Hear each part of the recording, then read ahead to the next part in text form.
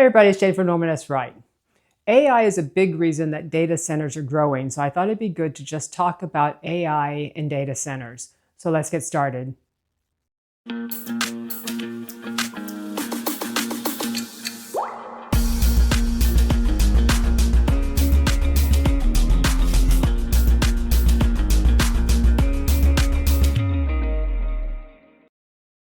So you hear a lot about the growth of AI, and you hear a lot about the growth of data centers, but what you don't hear much about is how AI is going to completely change the design of the data centers. The demands that AI puts on computing power are a whole nother level from what we've been seeing up till now. A typical Google search uses about 0.3 watts of computing power, but when you ask a complex question to ChatGPT or some other AI model, it can take 10 to 15 watts, and that's a huge jump.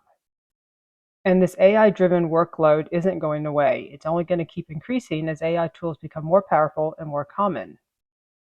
So let's move this over. So what does this mean for the design of data centers? Well, first off, you have to deal with all the heat.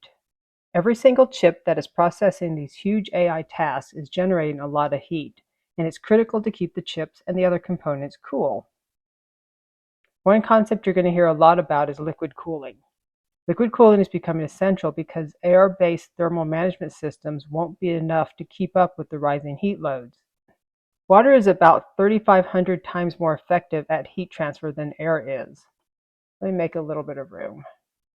So you can transfer as much heat in a 1-inch pipe as you can in an 18 by 18-inch ductwork.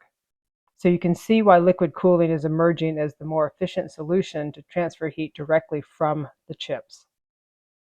Let's move this over again. AI is also going to put a lot of strain on our existing power grids because AI needs an exponential increase in power consumption. Because of this, another emerging trend you see is bring your own power. Data center designers are looking at generating green electricity directly on site using renewable sources such as solar panels, wind turbines, and fuel cells. Battery energy storage systems are another way that data centers can meet these growing energy demands more sustainably. So as AI continues to grow, so will the challenges of designing data centers that can handle the increased power and cooling requirements. Let's bring all of this back on screen.